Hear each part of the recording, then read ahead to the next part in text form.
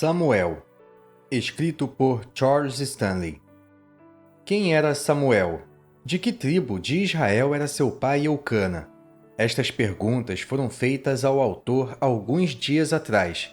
Sim, são perguntas importantes, ainda mais por ser a história de Samuel tão cheia de ensino exatamente para a época em que vivemos. Samuel não só era da tribo de Levi, mas da própria família de Coré, cujos filhos foram, em soberana graça discriminatória, poupados de despencarem vivos no abismo, na mesma ocasião em que Coré e todos os homens que pertenciam a ele, juntamente com as famílias de Datã e Abirão, caíram no abismo e a terra se fechou sobre eles. Lemos o relato disto em Números capítulo 16. Do que encontramos ali, poderíamos concluir que os filhos de Coré também pereceram naquele horrível juízo por causa do pecado de Coré, Datã e Abirão. Porém, em outro capítulo lemos que a terra abriu a sua boca e os tragou com Coré, quando morreu a congregação, quando o fogo consumiu 250 homens, e foram por sinal. Mas os filhos de Coré não morreram. Números capítulo 26, versículos 10 e 11. Vamos nos deter um pouco no caráter de Samuel e sua família, para nossa ajuda e direção. Ele era o filho de Ana, que significa graça e misericórdia, e Eucana, que significa Deus redimiu. Até onde, querido e sincero ouvinte, é esta a sua condição? Você já nasceu de novo por meio da graça, do gratuito favor de Deus? E pode você dizer que Deus o redimiu para ele e por um preço tão grande? E pode você dizer: sou daquela família que foi salva de ser lançada no abismo. Se Deus fosse nos tratar com um juízo justo, porventura não estaríamos agora suplicando por uma gota de água para refrescar nossa língua? Se crermos verdadeiramente nisto, nos tornaremos pequenos aos nossos próprios olhos. Assim era Samuel. Sua mãe orava por ele em amargura de alma, no único lugar na terra onde o Senhor havia colocado o seu nome. 1 Samuel capítulo 1 e Jeremias capítulo 7, versículo 12. E quando o Senhor respondeu à sua oração, ela levou Samuel para aquele lugar que o Senhor havia escolhido quando introduziu o seu povo na terra prometida, e deu-lhe descanso. Foi exatamente para aquele lugar que Samuel foi levado. Ele era uma criancinha apenas desmamada, consagrada por meio da morte de uma oferenda, e era um adorador. Quão longe está tudo isso do que nos diz respeito? Somos pequenos aos nossos próprios olhos? Estamos desmamados deste mundo, separados dele pela morte de Cristo? E somos nós adoradores em espírito e verdade? É este o único estado de alma em que podemos ter ouvidos para ouvir o que o Espírito diz às igrejas. Apocalipse capítulo 2, versículo 17. Assim foi Samuel consagrado ao Senhor, no lugar de Siló, que o Senhor havia escolhido para colocar o seu nome, o qual já tinha sido quase esquecido. Ana não só o levou ao lugar, mas também ao Senhor. Há muitos que hoje podem ter sido levados ao lugar, mas não à pessoa do Senhor. Então, quando surgem as dificuldades, ficam confusos e dizem: tudo está perdido, tudo acabou. Não foi assim com as palavras da mãe de Samuel, em sua maravilhosa oração de fé. 1 Samuel capítulo 2, versículos 1 a 10. O próprio Senhor estava diante de sua alma. O meu coração exulta ao Senhor. Ele enchia sua alma. Não havia nenhum outro. Não há santo como é o Senhor, porque não há outro fora de ti, e rocha nenhuma há como o nosso Deus. Que diferença faz a arrogante ostentação daquela época ou desta, para uma alma assim diante do Senhor? Bendito Senhor, quando tu resplandeceres em tua glória, tudo se desvanecerá. Todas as luzes humanas, ou mesmo todas as luzes criadas, devem desaparecer. Se perguntarmos como é que o Senhor vivifica uma alma e lhe concede vida, Ana responderá que O Senhor é o que tira a vida e a dá, faz descer a sepultura e faz tornar a subir dela. E quem são esses que o Senhor escolheu para levar para si? Levanta o pobre do pó, e desde o esterco exalta o necessitado, para o fazer assentar entre os príncipes, para o fazer herdar o trono de glória. Pense no que está envolvido nestas poucas palavras, como nos são reveladas agora pelo Espírito Santo. Quão completamente além de todo o pensamento humano. Acaso o sábio deste mundo sabe que toda a raça humana caída, não importa o quão religiosa seja, não passa de um monte de esterco de humanidade arruinada? Que tremenda descoberta foi isso para o letrado fariseu Saulo de Tarso. Ao fazer uma revisão de sua vida sob a lei, com todo o seu conhecimento e incontáveis vantagens, ele disse: as considero como esterco, para que possa ganhar a Cristo, e seja achado nele. Filipenses capítulo 3, versículos 8 e 9. Ó universidades, ó bispos, doutores e teólogos, ó cultivadores da mente humana, há quanto tempo vocês estão aprimorando esse repugnante monte de esterco? Será que algum dia vocês chegarão a conhecer o segredo de uma Ana ou de um Paulo? Será que nunca irão conhecer a verdade? Em perfeita harmonia com Efésios capítulo 2, Ana fala o que Deus faz, e não o que o necessitado do monte de esterco diz ou faz. Sim, Deus o levanta. Ele o levanta, tirando-o de um lugar e levando-o para outro, do monte de esterco para herdar o trono de glória. Deus não levanta menos que isso, do mais baixo para o mais alto. Ó, minha alma, regozije nas riquezas da sua graça. Deus separou Israel das outras nações. Deus enviou seu filho para aquela nação separada, sua própria nação. Mas o povo rejeitou o filho amado e o matou. Deus conhecia a inimizade daquele ato perpetrado por judeus e gentios. E Deus olhou para baixo, para aquele fervilhante monte de esterco da humanidade, e diretamente daquele homem glorificado no trono de glória, enviou o Espírito Santo, como se dissesse: tirarei daquele monte de esterco, daquele lugar repugnante, os pobres, vis, esfarrapados e culpados mendigos.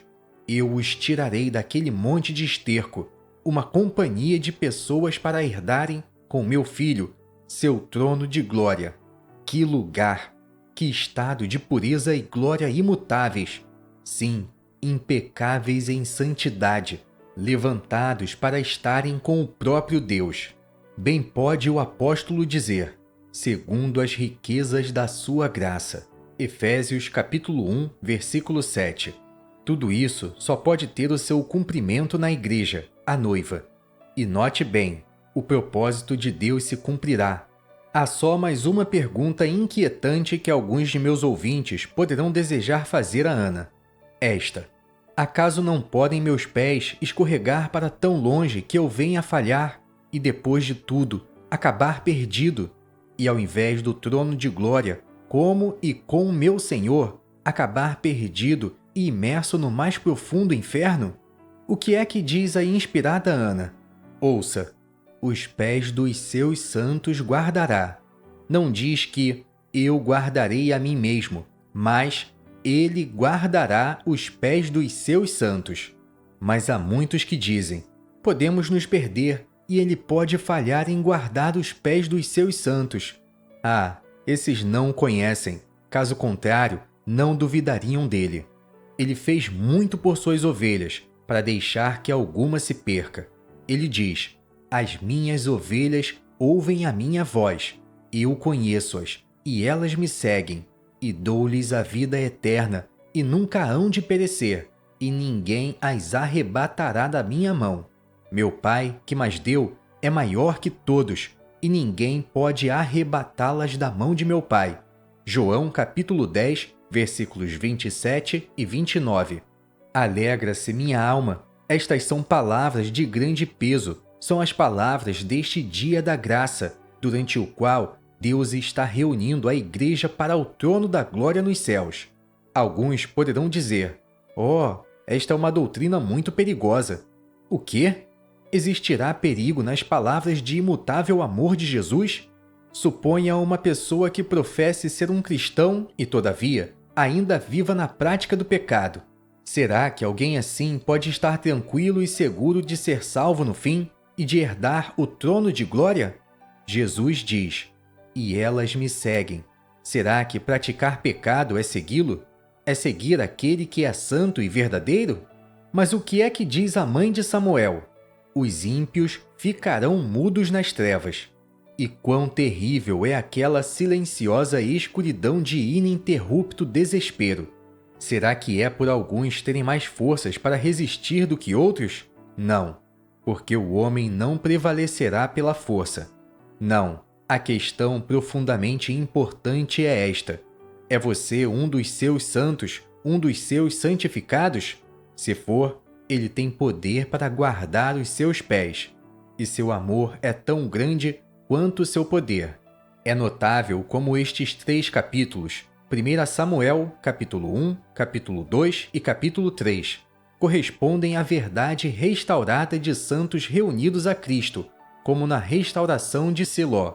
Portanto, estas palavras de Ana ilustram maravilhosamente a ordem da verdade restaurada.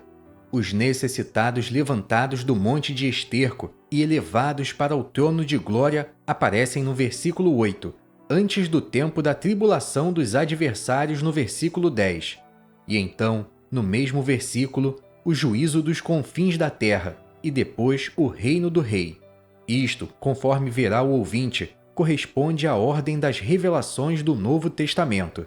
Primeira, a graça de Deus livrando os mais vis pecadores a fim de levá-los, como igreja, ao trono da glória. Segunda, a absoluta segurança, na terra, de todos os que são santos do Senhor. Terceira, o tempo de tribulação, após a igreja ser levada para a glória. Quarta, a vinda de Cristo para julgar os vivos e estabelecer seu reino na terra. O quanto Ana assimilou e entendeu de tudo isso, não cabe a nós dizer.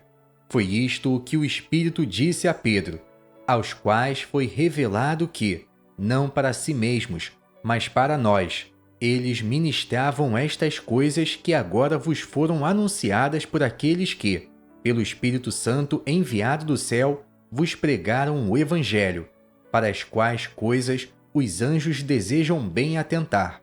1 Pedro capítulo 1, versículo 12. Era simplesmente impossível para qualquer pessoa ter inventado exatamente esta ordem, então totalmente desconhecida ao homem, mas agora se torna a bem conhecida ordem e propósito de Deus. Deixe que o cético me diga como é que isso aconteceu, que Ana tenha cantado tudo isso, em figura, mais de 1000 anos antes de ter sido revelado. Esta sublime canção de Siló é uma prova inquestionável da inspiração divina. Tudo isso fluindo por intermédio de Ana, que significa graça e misericórdia, tem muito a ver com a formação do caráter, segundo o padrão daquilo que é o homem que deseja corresponder ao desejo do coração de Cristo hoje, como é apresentado em suas palavras dirigidas a Filadélfia.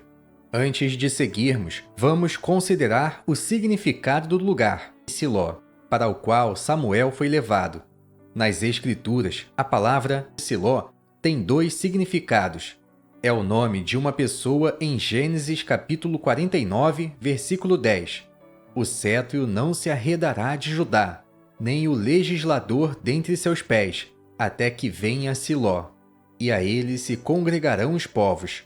O significado de Siló, aqui aplicado a uma pessoa é de quem é, ou a quem pertence o direito. Certamente essa pessoa é Cristo, o Senhor. Foi quando ele consumou a obra da redenção, quando Deus o ressuscitou de entre os mortos, que era ele, o único a quem pertence o direito de reunir para si. Quer olhemos para a Igreja de Deus ou para a reunião futura de Israel e das nações no milênio, ou elevemos nosso olhar para o céu em Apocalipse capítulo 5. Vemos um no meio do trono, Existe só um cujo nome é Siló. A ele, de quem deve pertencer à congregação do povo. Só ele é Siló. Só ele é digno. Digno é o Cordeiro. Oh, não nos esqueçamos jamais de suas palavras e que significado elas têm. Porque onde estiverem 2 ou 3 reunidos em meu nome, aí estou eu no meio deles. Mateus capítulo 18, versículo 20. E isto nos leva ao segundo significado. Siló como um lugar. O Senhor, o verdadeiro Siló, primeiro reuniu a si próprio, ou formou a Assembleia, pelo Espírito Santo em Pentecostes. Atos capítulo 2. Neste sentido, Josué capítulo 18 é um tipo de Pentecostes. O significado de Siló como um lugar é quieta tranquilidade. O próprio lugar do Senhor, o lugar de quieta tranquilidade. E o que foi, senão isso, o que houve quando ele ressuscitou de entre os mortos? Quais foram as primeiras palavras do Siló ressuscitado aos seus discípulos reunidos? Paz seja convosco. João capítulo 20, versículo 19. E mostrou-lhes suas mãos e seu lado. Ele havia terminado a obra. Ele havia feito a paz por seu sangue, eterna, perfeita paz. Cabe a ele o direito de pronunciar paz. Você já escutou a sua voz dirigindo-se a você? Siló foi o lugar onde Jeová quis colocar o seu nome no início. E toda a congregação dos filhos de Israel se ajuntou em Siló, e ali armaram a tenda da congregação. Josué capítulo 18, versículo 1. Que figura de Pentecostes! Todos os crentes estavam juntos, reunidos para ele, a quem pertence o direito. Não estavam reunidos a Pedro, mas ao Senhor. Pedro era o pregador, mas Cristo, o Senhor exaltado, era o Siló a quem todos foram reunidos. Assim, no princípio, tudo foi feito em Siló diante do Senhor. Naquele tempo havia muitos que ainda não tinham recebido sua herança, mas Josué não ficou indiferente. Ele diz: Até quando sereis negligentes a passardes para possuir a terra que o Senhor Deus de vossos pais vos deu? Missionários foram enviados a fim de que todos pudessem desfrutar da posse. Saíram de Siló e retornaram a Siló, e a terra foi entregue a eles em Siló. Josué capítulo 18, versículos 3 a 10. Por isso lemos: Disse-lhes, pois, Jesus outra vez: Paz seja convosco. Assim como o Pai me enviou, também eu vos envio a vós. João capítulo 20, versículo 21. Assim, ele os enviou como missionários para tornar conhecidas a paz e o perdão de pecados. E é só à medida que bebemos de sua preciosa paz para nossas almas e desfrutamos em quieta tranquilidade a certeza de nossos pecados perdoados e que somos aceitos no favor do amado, que podemos esperar ser usados para levar outros a tomarem posse desse presente, desfrutar da herança que Deus, nosso Pai, nos deu em Cristo. Oh, sairmos de sua pacífica presença, em busca de outros, do mesmo modo como ele saiu do Pai.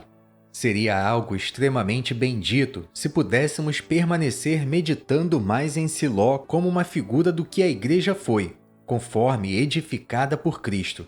Encontraremos na história futura de Siló uma verdadeira figura da triste história da Igreja. Se agora olharmos para o livro de Juízes, veremos que serviu o povo ao Senhor todos os dias de Josué e todos os dias dos anciãos que prolongaram os seus dias depois de Josué, e viram toda aquela grande obra do Senhor, a qual ele fizera a Israel. Então Josué morreu, e toda aquela geração, e outra geração após dele se levantou, que não conhecia ao Senhor, nem tampouco a obra que fizera a Israel. Juízes capítulo 2, versículos 7 a 13. Vem então a triste história de como praticaram o mal e serviram a outros deuses. Abandonaram o Senhor e serviram a Baal e a Astarote, e por centenas de anos não se ouve uma palavra sequer de Siló, o lugar onde o Senhor havia primeiramente colocado o seu nome. Todavia, Deus não abandonou o seu povo, mas levantou juízes, e apesar de alguns deles serem homens estranhos, mesmo assim, Deus cuidou de seu povo e os livrou. Houve Débora, Gideão, Jefté e Sansão, mas nenhum desses jamais chega a mencionar Siló. Foi exatamente o que aconteceu após a morte de Paulo e de toda a sua geração. Levantou-se outra geração que não conhecia o Senhor e seus caminhos, como foi no princípio. Foi aí que o diabo ensinou a doutrina da revelação progressiva. Mas o Senhor, em seu terno cuidado, levantou indivíduos e por meio deles livrou a igreja de uma ruína completa com a perda de toda a verdade. Mas durante séculos, Cristo nunca foi outra vez conhecido ou reconhecido como o verdadeiro Siló. E o que é pior, numa atitude blasfema, um homem foi posto para ocupar o seu lugar como o centro e cabeça da igreja. E até mesmo durante a Reforma, pelo que sabemos, nenhum dos reformadores chegou a recuperar a única verdadeira posição, perdida por tanto tempo, da igreja como reunida a ele, a quem pertence. Eles escaparam de muito paganismo, mas nunca conheceram a Cristo como o único centro verdadeiro em torno do qual os 2 ou 3 deveriam estar reunidos em perfeita tranquilidade. Na maior parte, retiveram o nacionalismo mundano, ou princípio de Babilônia, de confundir a igreja com o mundo. É notável que se trata da mesma idolatria prevalecendo na cristandade, como foi em Israel, durante seus séculos de trevas. A observância de dias, o voltar-se para o Oriente, a adoração da Rainha do Céu, imagens de santos, como antes foram Júpiter, Astarote, etc. Mas será que durante aqueles séculos da história de Israel, o verdadeiro Siló não existiu? Sim, certamente existiu. E Deus, com toda certeza, o manteve como antes. Há um versículo que prova que ele o fez. Assim, pois, a imagem de escultura que fizera Mica, estabeleceram para si todos os dias que a casa de Deus esteve em Siló. Juízes capítulo 18, versículo 31. Não foi assim que aconteceu durante a história de trevas da cristandade? Durante todo o tempo em que eles estabeleceram seus altares e as imagens que haviam feito, durante todo aquele tempo, continuou sendo verdade que o único verdadeiro princípio da igreja era Cristo no meio, o verdadeiro Siló, o único a quem pertence o direito de reunir os seus redimidos para si na terra, assim como será no céu. E não há dúvidas de que alguns poucos desconhecidos devem ter desfrutado da quieta tranquilidade da sua bendita presença. Neste sentido também, o Senhor permaneceu o mesmo, de maneira que o verdadeiro lugar de Siló foi pouco conhecido na cristandade, assim como fora, em tipo, em Israel. Antes de seguirmos adiante, vamos perguntar a nós mesmos: somos verdadeiros adoradores? Podemos cantar a canção de Siló? Sim, a canção de Siló. Cantar, você dirá. Como podemos cantar enquanto a igreja encontra-se em um tal estado, com o juízo ao alcance da mão? Era exatamente o que acontecia quando Ana cantou aquela canção de Siló. Ela era como uma cotovia. Nota do canal. Cotovia é um pequeno pássaro conhecido pelo canto melodioso. Fim da nota do canal. Você poderia perguntar à cotovia: como é que você pode cantar? Não vê a neblina que cobre tudo? É assim que canto, responderia a cotovia. Cada vez mais alto, bem acima da neblina, no celestial azul das alturas. Assim cantou Ana, cada vez mais alto. Existirá maior crescente de gozo nas Escrituras? Do mesmo modo como o sol enche o céu da cotovia, o Senhor estava ali diante da alma de Ana. Ela não se regozijou em Siló como um lugar, mas no Senhor que é o Siló. É a pessoa que fez o lugar. O meu coração exulta no Senhor, porquanto me alegro na tua salvação. 1 Samuel capítulo 2, versículo 1. No espírito de Apocalipse capítulo 3, como alguém de Filadélfia, ela diz: não há santo como é o Senhor, porque não há outro fora de ti. e rocha nenhuma há como o nosso Deus. Versículo 2. Quão fácil é escorregarmos disso, quão fácil nos ocuparmos com os homens. A pessoa do santo era de tal importância para ela, que excedia todos os outros. Que preferência e que cântico! Está Jesus de Siló assim também diante de nossas almas? Se assim o for, como é que podemos deixá-lo? Senhor, para quem iremos nós? João capítulo 6, versículo 68. Será que nossas obras demonstram que Ele é suficiente para nós e que não podemos aceitar nenhum outro além dele? Por Ele são as obras pesadas na balança. Versículo 3. Os homens poderosos e os fracos são todos revelados na sua presença. Seus maravilhosos caminhos são conhecidos em Siló. Leia cada sentença. Quão necessárias são elas aos filhos de Deus que agora se encontram em Siló. Ele abaixa e também exalta. Poderia haver algo que provasse mais distintamente a inspiração do Espírito Santo do que este cântico em Siló? A fé de Ana e seu cântico se elevavam ao nível de um tema totalmente desconhecido então. A igreja, da qual isto é uma figura, era algo ainda oculto. Efésios capítulo 3, versículo 9. Oh, se fôssemos mais como Ana, ao invés de sermos esmagados pelo estado atual prevalecente na cristandade, e até mesmo no lugar ou posição que agora corresponde a Siló como um lugar, o lugar da sua presença, de quieta tranquilidade. Sim, ao invés de olharmos para o estado de coisas até que nossos corações venham a naufragar dentro em nós, possamos, como Ana e como a cotovia, nos elevar acima disso tudo e nos regozijar somente no Senhor. Voltemo-nos agora para o menino Samuel. Somos daquela família, salvos de despencarmos no abismo, o próprio contraste com a casa de Eli? E o mancebo Samuel servia ao Senhor perante Eli, e a palavra do Senhor era de muita valia naqueles dias. Não havia visão manifesta. 1 Samuel capítulo 3, versículo 1.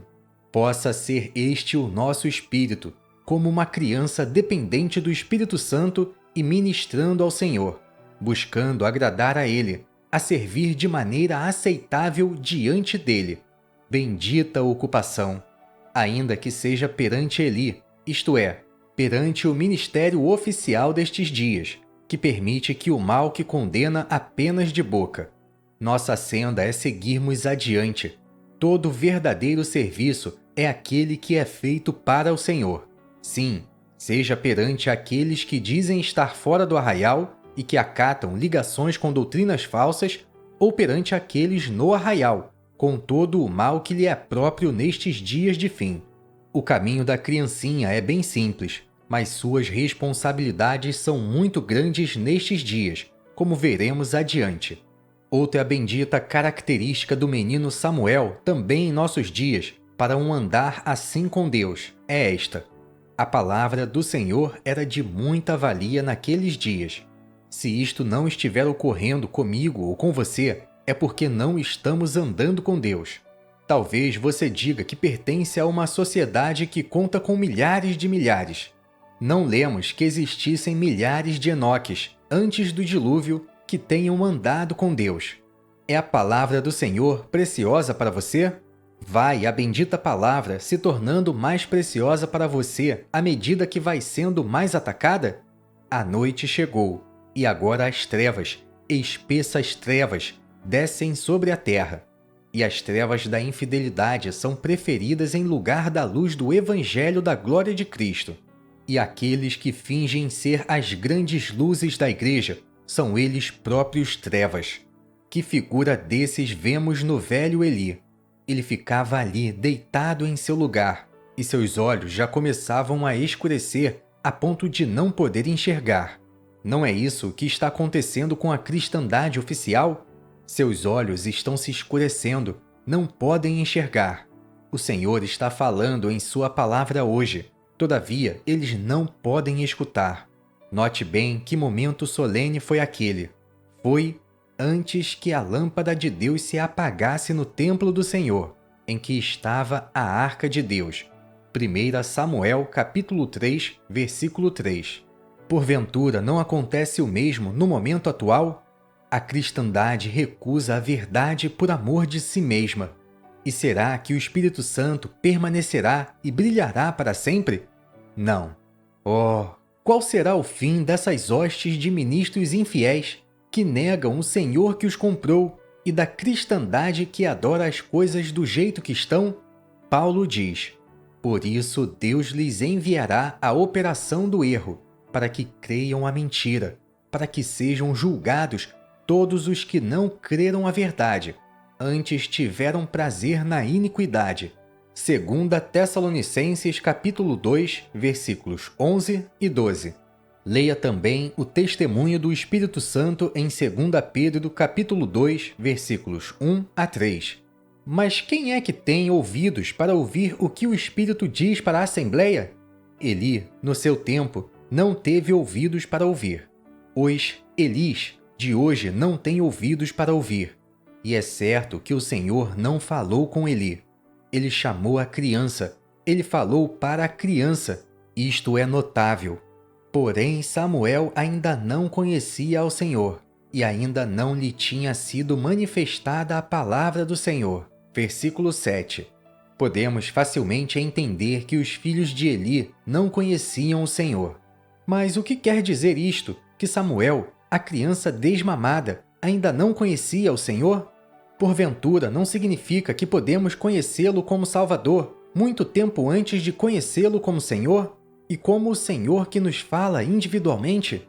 Aconteceu assim comigo, e creio que há muitos que nunca o conheceram nessa intimidade, a ponto de poderem se comunicar de fato com ele e receber dele comunicação. Onde quer que a organização humana tenha excluído a direção do Espírito, isto é algo que não pode ser esperado que aconteça. Mas até mesmo onde há uma posição professa de se estar reunido a Cristo, esta lição de Samuel, a criança, e de Eli, o velho, requer nossa consideração em oração. Acaso o Senhor já nos falou dessa maneira? Ele falou com a criança. Consideremos cuidadosamente as mensagens. É anunciado à criança o terrível juízo sobre a casa de Eli. E disse o Senhor a Samuel: eis aqui vou eu a fazer uma coisa em Israel, a qual todo o que ouvir lhe tinirão ambas as orelhas, porque já eu lhe fiz saber que julgarei a sua casa para sempre, pela iniquidade que ele bem conhecia, porque, fazendo-se os seus filhos execráveis, não os repreendeu. 1 Samuel capítulo 3, versículos 11 e 13. E mais ainda, note estas palavras tão solenes: portanto, jurei à casa de Eli que nunca jamais será expiada a iniquidade da casa de Eli com sacrifício, nem com oferta de manjares. Versículo 14. Será que existe algo mais surpreendente que o juízo de Deus, executado com base neste princípio, tão levianamente teatado pelos homens? Eli deu abrigo ao mal. Mesmo que você esteja pessoalmente livre de um determinado mal, ainda assim, se estiver associado com aqueles que praticam pecado ou que professam falsa doutrina, você está claramente sendo considerado culpado do próprio mal. Sai dela, povo meu, para que não sejas participante dos seus pecados e para que não incorras nas suas pragas. De sorte que, se alguém se purificar destas coisas, será vaso para a honra, santificado e idôneo para uso do Senhor, e preparado para toda a boa obra. Destes, afasta-te. Apocalipse capítulo 18, versículo 4, 2 Timóteo capítulo 2, versículo 21 e capítulo 3, versículo 5. Estas passagens não podem ser ignoradas sem que se fique impune. A iniquidade da casa de Eli não seria nunca mais expiada com sacrifício ou oferta pelo pecado. Todavia, é exatamente este o princípio defendido por tantos, que até mesmo professam estar reunidos a Cristo. Não podemos fazer nada mais além de insistirmos nisso com uma verdade da maior importância. O juízo caiu sobre Siló exatamente por causa disso. E o menino deve contar cada detalhe a Eli. Então Samuel lhe contou todas aquelas palavras e nada lhe encobriu. Por mais dolorosa que seja, a verdade em sua totalidade, ela deve ser dita. Note que essa era a única falta de Eli. E disse ele: O Senhor é, faça bem parecer aos seus olhos. Versículo 18. E crescia Samuel. Com que frequência isto é repetido? E mais, e o Senhor era com ele. E será que não temos observado justamente o contrário? Aqueles que não conhecem o Senhor no seu coração não crescem. Não há progresso espiritual na verdade divina. Pode existir grande excitação e atividade, mas o Senhor não está com eles. Outra marca da aprovação do Senhor era esta: e nenhuma de todas as suas palavras deixou cair em terra. Todos sabiam que o Senhor estava falando por meio de Samuel. E assim será hoje também, ainda que sejamos pequenos, e o próprio retrato da fraqueza.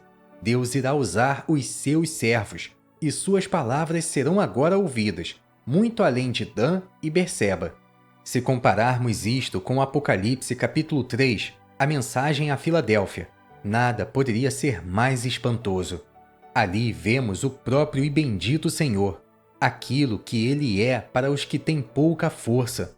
O mesmo acontece aqui em nosso Samuel. É o Senhor, o verdadeiro Siló em Siló, porquanto o Senhor se manifestava a Samuel em Siló pela palavra do Senhor. E veio a palavra de Samuel a todo o Israel.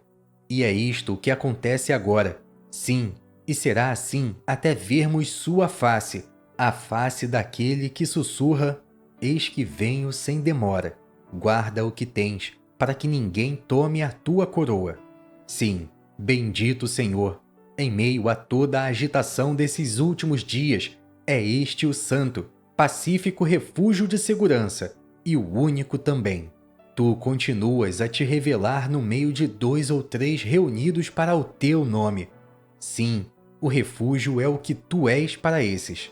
Há um assunto que gostaríamos de tratar um pouco antes de terminarmos. Vimos que Samuel era da família de Coré, que foi poupada, em pura graça soberana, de ser lançada no abismo. Uma breve genealogia de Samuel é dada, como sendo filho de Eucana, filho de Jeorão, filho de Eliú, filho de Tou, filho de Sufi, Efrateu. 1 Samuel capítulo 1, versículo 1. Se compararmos isto com 1 Crônicas capítulo 6, versículos 22 a 28, encontramos ali a genealogia traçada desde Coré até Eucana, o filho de Jeorão, indo até Samuel e seus filhos, Vasni, também chamado Joel, e Abias. A graça resplandece na história de Samuel do princípio ao fim. Lemos em 1 Samuel capítulo 8, versículos 1 a 3, que sucedeu que, tendo Samuel envelhecido, constituiu a seus filhos por juízes sobre Israel. E era o nome do seu filho primogênito Joel, e o nome do seu segundo Abias. Porém seus filhos não andaram pelos caminhos dele, antes se inclinaram à avareza, e tomaram presentes e perverteram o juízo. Assim é o homem. Em Crônicas, olhamos mais adiante, além desta cena, para o reino e a glória. Estes são, pois, os que Davi constituiu para o ofício do canto na casa do Senhor, depois que a arca teve repouso. Dos filhos dos coatitas, Emã, o cantor, filho de Joel ou Vasni, filho de Samuel, filho de Eucana, filho de Jeorão. E a genealogia é agora traçada até Coré. Sim, o altamente privilegiado Emã, o líder dos cânticos do Senhor, era neto de Samuel. E podemos ler mais adiante de Emã e de seus irmãos em 1 Crônicas capítulo 25, de como Davi os separou para esse feliz serviço de louvor. Asaf, Emã e Jedutum. Lemos aqui de como profetizaram com uma harpa, para darem graças e para louvarem o Senhor. Versículos 2 e 3. E então são mencionados um por um os nomes dos bisnetos de Samuel. Deus dera a Aimã 14 filhos e 3 filhas. Versículo 5. Todos estes estavam ao lado de seu pai para o canto da casa do Senhor, e ao lado do rei, Asaf, Jedutum e Emã. É dado o número 2 vezes 144, dos que eram instruídos nos cânticos do Senhor. Versículo 7. Quanto aos filhos de Emã, o neto de Samuel, você contará 16 deles, e cada uma de suas famílias tinha 12, ou, ao todo, dessa altamente honrada família de louvor, dos 288 a 192 da família de Samuel, da família de Coré, salvos de serem lançados no abismo. Números capítulo 16 e capítulo 26, versículos 9 a 11. Tal é a história de Samuel, o menino, o filho de Ana, que significa graça e misericórdia, e Eucana, que significa Deus redimiu. Do princípio ao fim, é tudo irrestrita graça, profundezas de misericórdia. Bendita figura é esta também, daquela redenção que é toda de Deus. Isso tudo não é mais do que um esboço, mas quão cheio de instrução para nós neste momento presente. Quem é que já não sentiu a doçura que é peculiar aos cânticos, no livro de Salmos, dos filhos de Coré, a família da criancinha desmamada Samuel, salvos de serem lançados no abismo? Podemos nos extasiar nos Salmos capítulos 44, 45, 46, 47 e seguramente em todos os cânticos dos filhos da família de Samuel. E sentimos-nos seguros de que, se os lermos, expressando o gozo daqueles que foram salvos de serem lançados no abismo, falarão aos nossos corações do inefável deleite que aguarda aqueles agora salvos de serem lançados vivos no abismo. Sim, pois apesar dos corpos do homem rico e do paupérrimo mendigo estarem mortos e sepultados, ainda assim eles vivem em toda a realidade, ou do paraíso ou do tormento sem fim. Sim, ele estava vivo no abismo. Querido crente, nunca nos esqueçamos de que somos como os filhos de Coré. Já fomos salvos de sermos lançados no abismo. Eu e você, se não fosse pela graça, poderíamos estar lá. Quando a arca entrou em seu descanso, então cantaram os filhos de Samuel, os cantores principais no serviço do Cântico Santo. Logo a igreja terá entrado em seu descanso e se assentará ao redor do trono, no elevado reino de Deus. Tão certo quanto os dias de Saul chegaram ao fim, assim também os dias do ímpio, do homem de pecado, chegará ao fim. E tão certo como o falível reino de Davi e Salomão foi estabelecido, assim também será estabelecido o reino do infalível que é santo, santo, santo. E olhei, e eis que estava no meio do trono e dos 4 animais viventes e entre os anciãos um cordeiro, como havendo sido morto, e tinha 7 pontas e 7 olhos, que são os 7 Espíritos de Deus enviados a toda a terra. E veio e tomou o livro da destra do que estava assentado no trono.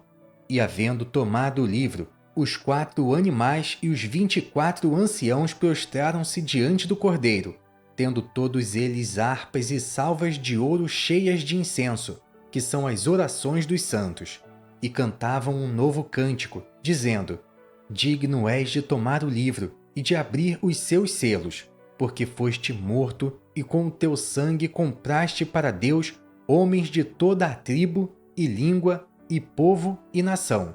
Apocalipse capítulo 5. Alguém que é maior que Davi, maior que Salomão, se sentará no trono. O único que é digno, o próprio Cordeiro de Deus, blasfemado agora aqui neste mundo e beijado por aqueles que fingem ser seus ministros. Só havia um Judas no cenáculo, mas agora o nome deles é Legião. E lá toda a multidão triunfante, comprados pelo sangue mais precioso, cantará um canto eterno, vibrante, junto ao Senhor que é tão amoroso. Apenas mais uma pergunta. Você estará lá? Texto escrito por Charles Stanley, traduzido de Selected Writings of Charles Stanley, volume 2. Narração realizada pelo canal Livros Cristãos em Áudio.